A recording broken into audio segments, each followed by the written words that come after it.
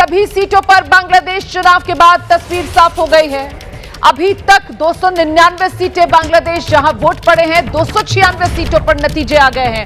3 सीटों के परिणाम फिलहाल स्थगित कर दिए गए हैं। बांग्लादेश में 299 सीटों की तस्वीर साफ, 3 सीटों के परिणाम स्थगित, 296 सीटों के नतीजे सामने और 296 में से 213 सीटों पर बीएनपी को जीत मिल गई है। 74 सीटों पर जमात को जीत मिली है। 8 सीटों पर निर्दलीय उम्मीदवारों ने अपना परचम लहराया है। 1 सीट पर इस्लामी आंदोलन बांग्लादेश का उम्मीदवार जीत गया है। फिलहाल 3 सीटों के नतीजों पर रोक लगाई गई है। शेरपुर 2, चटगांव 2 और चटगांव 4, ये वो 3 सीट है जिनके नतीजे फिलहाल स्थगित कर दिए गए हैं। जीते हुए उम्मीदवारों के कानूनी मामलों को लेकर फिलहाल ये रोक लगाई गई है।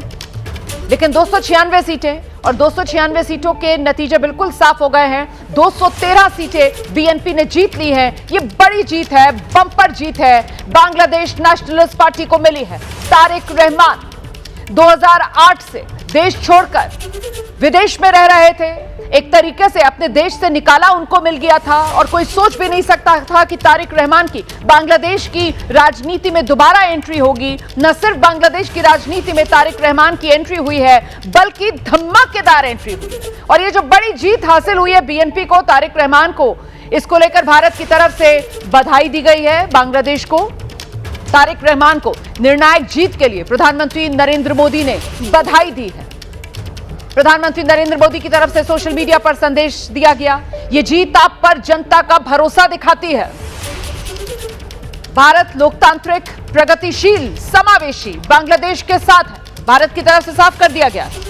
साझा विकास और रिश्ते मजबूत करने के लिए साथ मिलकर काम करने का इंतजार, ये भी प्रधानमंत्री नरेंद्र मोदी ने अपने बधाई संदेश में लिख दिया है। और देर नहीं लगाई बांग्लादेश ने जवाब देने में। सकारात्मक तरीके से बांग्लादेश की तरफ से जवाब भारत को दिया गया है। मतलब बांग्लादेश भी इस इंतजार में है कि भारत के साथ पिछले करीब 18 महीनों की राजनीतिक उथल-पुथल के बाद जिस तरीके से रिश्तों की गाड़ी पटरी से उतरी है, उसको दोबारा सामान्य किया जाए। तो बांग्लादेश में 17 साल के बाद बांग्लादेश नेशनलिस्ट पार्टी की सत्ता में वापसी हुई है।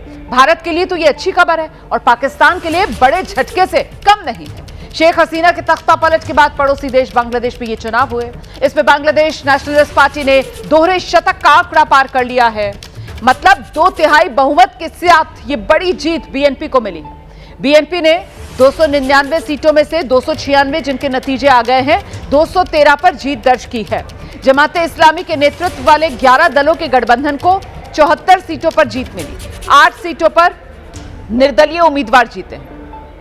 तो 296 सीटों के नतीजे आ गए। 3 सीटों के नतीजों पर फिलहाल रोक लगाई गई है। इन नतीजों के बाद अब यह तय माना जा रहा है कि बांग्लादेश को 35 साल के बाद एक पुरुष प्रधानमंत्री मिलने वाला है, क्योंकि 1991 से लेकर 2024 तक या तो खालिदा जिया या फिर शेख हसीना ही बांग्लादेश में प्रधानमंत्री की कुर्सी पर बैठी रही। और ऐसे में अब एक पुरुष प्रधानमंत्री बांग्लादेश को मिलने जा रहा है। सीधे आपको लेकर चलेंगे ग्राउंड जीरो बांग्लादेश, राजधानी ढाका। हमारे साथ हमारे सहयोगी विशाल पांडे मौजूद हैं।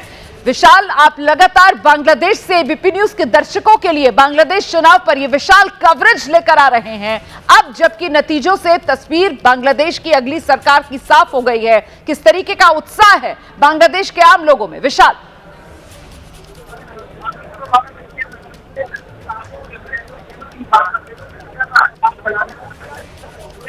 विशाल, आपको मेरी आवाज मिल रही है?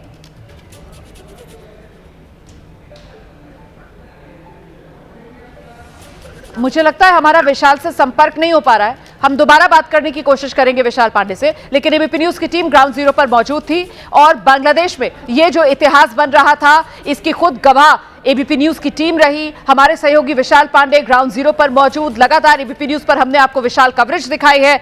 मेरी आवाज मिल पा रही है क्या विशाल?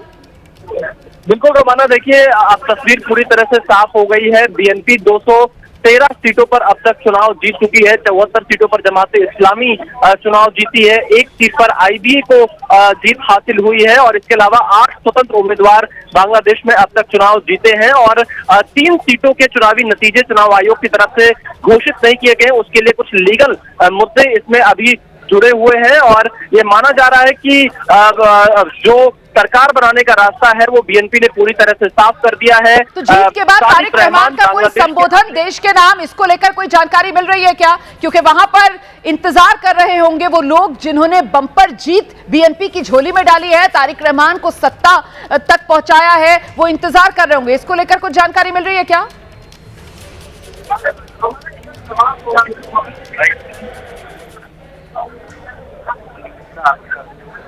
विशाल, आपको मेरी आवाज मिल रही है? जी जी जी जी, मैं ये जानना चाह रही हूँ कि क्या जानकारी मिल रही है। ये नई सरकार जिसका रास्ता साफ हो चुका है, शपथ ग्रहण कब होगा? क्या शपथ ग्रहण से पहले तारिक रहमान की तरफ से देश के नाम कोई संबोधन या फिर वो धन्यवाद कहने के लिए सामने आएंगे देश के लोगों के तारिक रहमान? इसको लेकर क्या जानकारी है?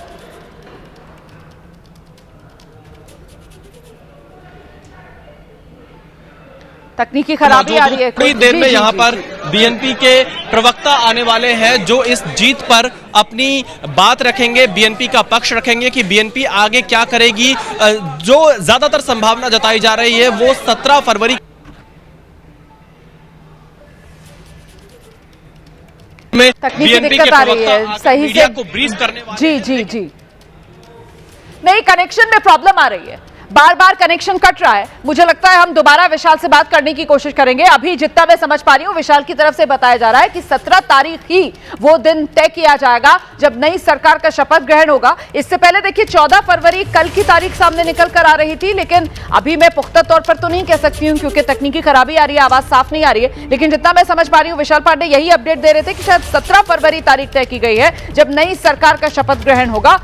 तय है तारिक रहमान का बांग्लादेश का अगला प्रधानमंत्री बनना। 2 सीटों से खुद तारिक रहमान चुनाव मैदान में उतरे थे, दोनों सीटों पर तारिक रहमान ने जीत दर्ज की है। तारिक रहमान के नेतृत्व में ये पहला मौका था जब उनकी पार्टी बीएनपी चुनाव मैदान में उतरी बिना खालिदा जिया। ये पहला मौका था जब बीएनपी चुनाव मैदान में उतरी। और देखिए बांग्लादेश की चुनावी जो तस्वीर थी उसमें ये पहला मौका था जब अवामी लीग शेख हसीना की पार्टी को चुनाव में शामिल ही नहीं किया गया, उसको अलग रखा गया। और ऐसे में एक तरीके से जिस सियासी उथल पुथल से गुजरने के बाद बांग्लादेश में पूरी चुनावी प्रक्रिया हुई, अपने आप में ये चुनाव बांग्लादेश के लिहाज से ऐतिहासिक बन रहा था। और अब ये बड़ी जीत जो बीएनपी को मिली है, कूटनीतिक संबंधों में सुधार की नई उम्मीद यहां से भारत और बांग्लादेश के रिश्तों में नजर आती है क्योंकि इस जीत के फौरन बाद प्रधानमंत्री नरेंद्र मोदी की तरफ से बांग्लादेश, बीएनपी, तारिक रहमान को बधाई दी गई और देर नहीं की गई बांग्लादेश की तरफ से भी प्रधानमंत्री नरेंद्र मोदी को धन्यवाद कहने में। तो यूनुस सरकार के दौरान भारत और बांग्लादेश के रिश्तों की गाड़ी पटरी से उतरी थी। यूनुस सरकार के दौरान बांग्लादेश ऐसा लगा था कि उसका झुकाव जो है वो पाकिस्तान की तरफ ज्यादा बढ़ता हुआ जा रहा है। हालांकि ऐतिहासिक रिश्ते बांग्लादेश और पाकिस्तान के और भारत ही की वजह से, निर्णायक भूमिका की वजह से बांग्लादेश जो है वो अस्तित्व में आया था। और ऐसे में बहुत महत्वपूर्ण हो जाता है कि जिस तरीके से ये चुनाव हुए इसमें बीएनपी वर्सेस जमात का मुख्य मुकाबला था। और भले ही चुनाव बांग्लादेश में हो रहे थे लेकिन कहीं ना कहीं विश्लेषक इन चुनाव को भारत और पाकिस्तान के नजरिए से इस लिहाज से देख रहे थे कि अगर लोकतंत्र की बांग्लादेश में जीत होगी तो मतलब भारत की जीत होगी, और अगर कट्टरपंथियों की बांग्लादेश में जीत होगी तो मतलब पाकिस्तान हावी होगा। लेकिन पाकिस्तान को मुंह की खानी पड़ी है और जीत बांग्लादेश में बीएनपी की हुई है। जमात की जीत अगर होती तो कट्टरपंथियों का दबदबा बढ़ता। इसीलिए जमात की जो जीत है उसको इसी रूप में देखा जा रहा है कि अगर वो हो जाती तो फिर तो वहां पर पाकिस्तान का ही पिट्ठू सत्ता में आ जाता।